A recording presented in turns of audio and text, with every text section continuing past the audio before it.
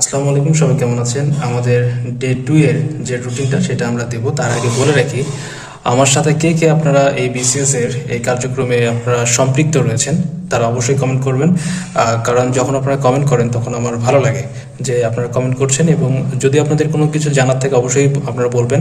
আর আরেকটা কথা, গতকাল আপনাদেরকে যে পড়াটা দিয়েছিলাম তার সাথে পিডিএফ দিয়েছিলাম, আপনারা কে কে পিডিএফ পেয়েছিলেন সেটা অবশ্যই জানাবেন। যদি না পান, সেটা কী কারণে পাননি সেটা অবশ্যই আমাকে বলবেন। ওকে, তো আজ আমাদের ডে 2 অর্থাৎ 2 নম্বর দিনের পড়া আজকে আমরা বুঝে নেব যে কী কী আমরা আগামীকাল পড়ব। দেখেন, এখানে আমরা বাংলাদেশ বিষয় বলি, এটা হচ্ছে প্রথম। এখানে দেখেন আমরা বলেছিলাম যে বইটাকে 7 ভাগ করব, 7 ভাগের প্রথম ভাগটা আমাদের প্রথম দিনের জন্য পড়া ছিল।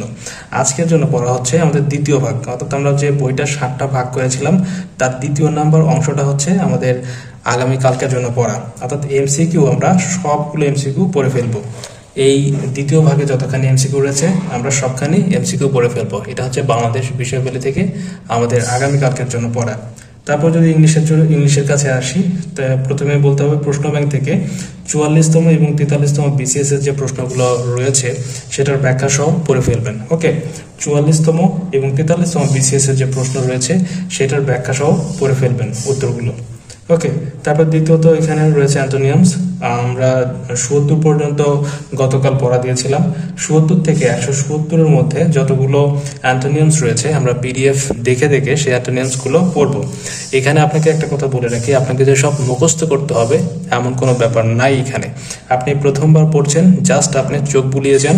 পরের বার যখন আমরা রিভিশন করবো এগুলো, তখন আমরা মুখস্থ করার ট্রাই করব। এখন আপনার কাজ হচ্ছে আপনাকে ৭০ থেকে ১৭০ মধ্যে যতগুলো অ্যান্টোনিয়ামস রয়েছে সব পড়ে ফেলবেন। ওকে, তো তারপর দেখেন এখানে আমরা তৃতীয় নম্বর যেটা সেটা হলো বাংলার ক্ষেত্রে ওই একই, আপনার প্রশ্ন ব্যাংক থেকে ৪৪তম এবং ৪৩তম বিসিএস এর যে প্রশ্নগুলো রয়েছে সেগুলো কি করবেন, ব্যাখ্যা সহ পড়ে ফেলবেন।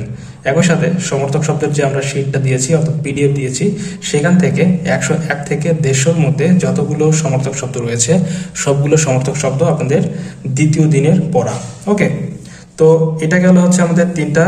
তারপরে যেটা সেটা হলো 4 নাম্বার, সেটা ম্যাথ থেকে। এটা হচ্ছে আপনার ম্যাথের আমরা দিয়েছিলাম বাস্তব সংখ্যা টাইপ অনুযায়ী আপনাদের নোট করার কথা। তো যারা ম্যাথের টাইপ অনুযায়ী নোট করেছেন তাদের ক্ষেত্রে ভালো, আর যারা নোট করতে পারেননি তাদের ক্ষেত্রে সময়টা আরেকটু বাড়িয়ে দিলাম। আপনারা কি করবেন, গতকাল যে পড়াটা আপনার দিয়েছিলাম সেই পড়ার সাথে অ্যাড করে বাস্তব সংখ্যাটা আপনারা কতখানি নোট করেছেন তার সাথে আরও আপনাদের যদি সময় লাগে 2বার করে আপনারা রিভিশন দিয়ে নোটটা করুন, অর্থাৎ আপনাকে গুছিয়ে নোটটা করতে হবে। ওকে, তাহলে আমরা বাস্তব সংখ্যার জন্য 2টা দিন পেলাম। প্রথম দিনের পড়ার সাথে আমরা বাস্তব সংখ্যা দেখেছি, এবং দ্বিতীয় দিন আমরা কি করলাম, বাস্তব সংখ্যাটা আবার টাইপ অনুযায়ী যতখানি আমাদের বাদ রয়েছে ততখানি আমরা সেটা দেখব। তাহলে এটা হলো আমাদের দ্বিতীয় দিনের পড়া। ওকে, এটা হচ্ছে আমাদের দ্বিতীয় দিনের পড়া। কি কি পড়া আমি যদি আরেকবার বলি, বাংলাদেশ বিষয়গুলি থেকে আমরা পড়বো হচ্ছে দ্বিতীয় ভাগ, অর্থাৎ আমরা বইটাকে 7 ভাগ করেছিলাম, সেই 7 ভাগের দ্বিতীয় ভাগ আমাদের দ্বিতীয় দিনের পড়া। এখান থেকে আমরা সব এমসিকিউ পড়ে ফেলবো। ওকে, তারপর দেখেন ইংলিশের ক্ষেত্রে প্রশ্ন ব্যাংক থেকে 44তম এবং 43তম বিসিএস এর প্রশ্নগুলো আমরা ব্যাখ্যা সহ পড়ে ফেলবো। এটা হচ্ছে আমাদের পড়া। একই সাথে দেখেন অ্যান্টোনিয়ামস আপনারা কি করবেন, ৭০ থেকে ১৭০ মধ্যে যতগুলো অ্যান্টোনিয়ামস রয়েছে এটা আমরা পিডিএফ দিয়েছি। তো এই পিডিএফ দেখে আপনারা সেগুলো পড়ে ফেলবেন। এগুলো কিন্তু আপনাদের এক্সাম হবে। ওকে, আপনাদের কিন্তু পরীক্ষা আছে। এটা শুধু যে পড়বেন আপনাদের হেলায় ফেলায় আপনাদেরকে ছেড়ে দেবো তেমন কিন্তু না, আপনাদের পরীক্ষা নেওয়া হবে। পরীক্ষা কবে হবে সেটা কিন্তু আপনাদের গ্রুপে জানিয়ে দেওয়া হবে। যদি আপনারা কেউ পিডিএফ না পেয়ে থাকেন, আমি বলে রাখি, যদি কেউ পিডিএফ না পেয়ে থাকেন অবশ্যই ভিডিওর ডেসক্রিপশন বক্সে চেক করবেন, অথবা কমেন্ট বক্সে পিন কমেন্টে চেক করবেন। অবশ্যই আমি আপনাদেরকে পিডিএফ দিয়ে ফেলবো, সেটা নিয়ে আপনারা কখনো চিন্তা করবেন না। তারপর দেখেন বাংলার ক্ষেত্রে প্রশ্ন ব্যাংক পড়বেন। প্রশ্ন ব্যাংকের 44তম এবং 43তম বিসিএস এর যে ব্যাখ্যা সহ প্রশ্ন ব্যাংক রয়েছে সেখান থেকে আপনারা সবগুলো পড়ে ফেলবেন।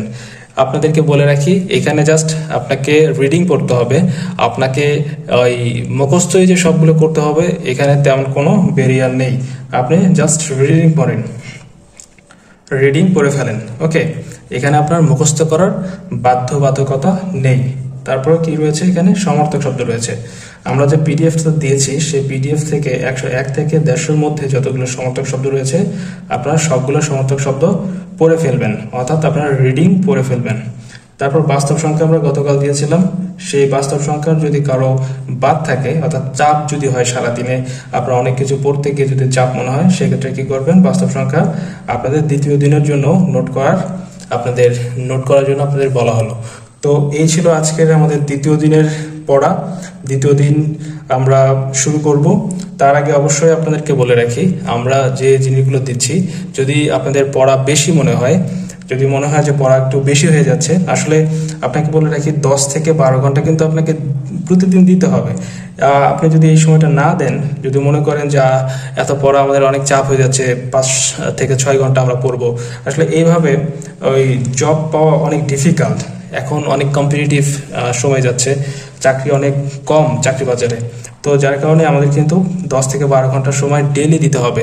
যদি আপনি মনোযোগী হন, অ্যাটেন্টিভ হন এবং আমি যে পড়াগুলো আপনাদেরকে দিচ্ছি সেই পড়াগুলো যদি আপনারা পড়েন, আশা করছি আপনাদের যে গন্তব্য আপনারা সেখানে যেতে পারবেন ইনশাল্লাহ।